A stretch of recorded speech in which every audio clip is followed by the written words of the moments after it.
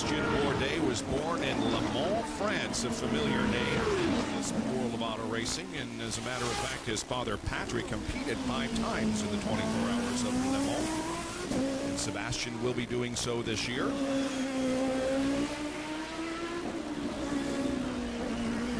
So add Bourdais to the list of people that is hoping for a yellow flag before leader Paul Tracy and second place Alex Tagliani pit. Following Michel Jourdain here, who's running in 11th position at the moment. Just coming out of the pits from his second stop. It'll be interesting to find out if perhaps Bourdais' team made a spur-of-the-moment decision to call him in. He was coming up on the back of Ryan Hunter-Reay. And a lot of these strategies change on a moment's notice if your track is being impeded by a slower car. You have all these projections based on maintaining a certain lap time, and you have to be fluid and recognize if this is something that could make this strategy no longer most attractive and duck into the pits. Here's Calvin Fish. We're down here and Paul Gentilozzi is going ballistic. Paul, what's the problem? There's a lot of bad politics out there. Hunter-Reay cost us 5 seconds blocking for his teammate. That's not the way to race. There you go, there you hear it. Really getting fired up down here. Emotions are high. They told Tag he had to make hay when the others had pitted, and this is costing them big. Tracy is in, Derek. This will be a short stop for Tracy. He does not need the amount of fuel that Junqueira just put on. He will put on the option tires. They are a softer set of tires. This may be an absolutely perfect strategic move for Paul Tracy as this race has unfolded. There we go. Well, it's going to be interesting to see if he likes those option tires. Well, he isn't known for that.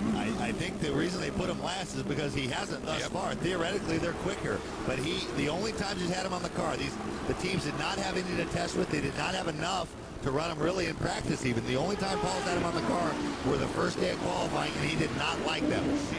He's got quite a bit of time in hand over Tagliani, and it'll see how he shakes out with Bruno Junqueira as well. Tagliani has not made his second pit stop. Neither has Patrick Carpentier. So second and third will have to pit soon. And that was something that when I talked about switching strategies midstream, that was something that's why Paul Gentilozzi is so upset. They could have done it, but their whole heavy fuel load during the second stint was based on having a clear track. Now, whether you get so obsessed over that and you refuse to see the writing on the wall, if Hunter-Reay's holding you up, he's holding you up. You can't get by him. Doesn't do you good to scream and yell. It makes you feel better a little bit, I guess. But here's Tagliani in there. Calvin Fish. Tag brings it in. He's going to look for a good clean stop here. It's going to be a time stop. They don't need a full fuel load. I believe they've got 22, 23 laps to get him to the finish here. So it'll be a fresh set of tires, fresh set of Bridgestones going on. They go on to the primary, as Paul has told us. And then we're going to look for a tap. Problem with the right rear. Problem with the right rear nut. This is going to cost them dearly. And now they get it tightened up. I'm not sure they got the job done. Back up in the air. This is costing them once again. There was going to be a time stop, and it's a lengthy one. Delay with the right rear gun. And still the car not moving. I bet you they got the nut cross-threaded on there. Kind of reminds us of last year when Michel Jourdain sat on the pole and was leading until he came in for a late pit stop and had transmission problems.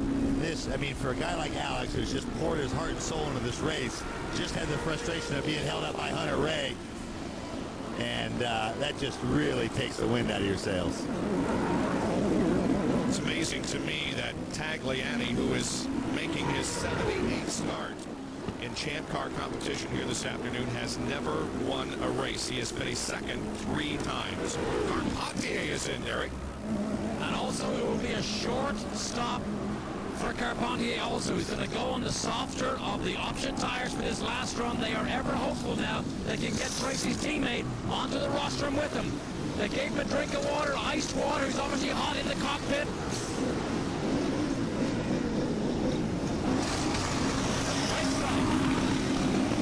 Clean pit stop for Carpentier. He rolls back into competition after taking the lead briefly when Paul Tracy made his second pit stop of the afternoon. Back with more in a moment from Long Beach, California.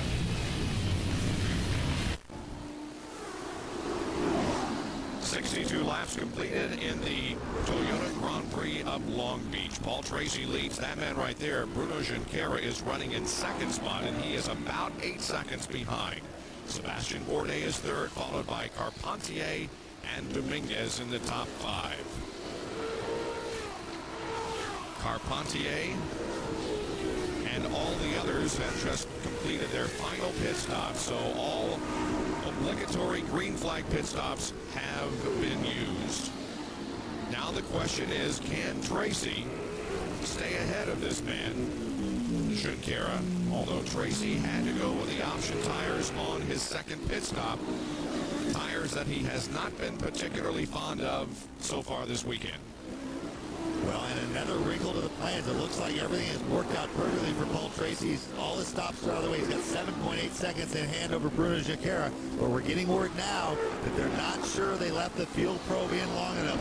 They didn't fill the car all the way up. They did it on a time stop. It was called a short fill. You only want to take on as much fuel as you need. But it's a fairly exact science, but they have to know the flow rate of that nozzle. And we're getting word from the Forsyth pits now that he is going to be extremely tight on fuel. Down to Derek Daly. Believe it or not, we got the word from Paul's mom, Vivian herself. I know you've been listening on the radio, as we have too. You did not like what you heard just in the last lap. What was it? Oh, we're running short of fuel. It's going to be pretty tight. Couldn't you help that in the pit stop? So, Tracy took a gamble. They are on the radio to him to save fuel.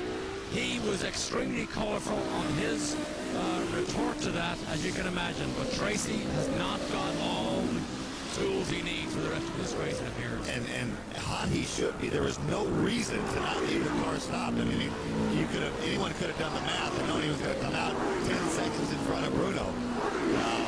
This happened once at Montreal. At least they told him early. In Montreal, they told him, hey, you're running short on fuel a half a lap before you ran out. At least now he can short shift, and he's got some time to play with. The car's been very good. He's been fast. So he'll start probably cutting back on the revs. He'll go to, there isn't a lot they can do in the car. They used to have a mixture knob that dramatically affected how much time they had, but now he'll just be able to short shift a little bit and try to stay ahead of Bruno that way.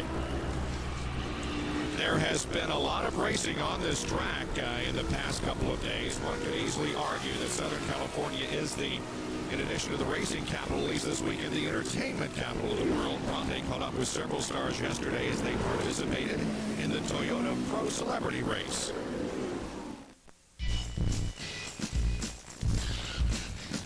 How are you feeling about racing a real race car on a real racetrack?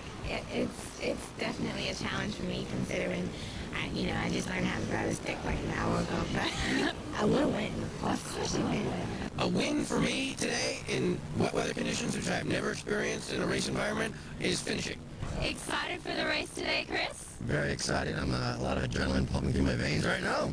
For the 28th time, stars from the sports and entertainment world battle professional drivers in the Toyota Pro Celebrity Race. From Shoreline Drive to Seaside Way, the entertainers' laps around the Long Beach circuit could best be described as, well, entertaining. The winners, Chris McDonald and Max Pappas.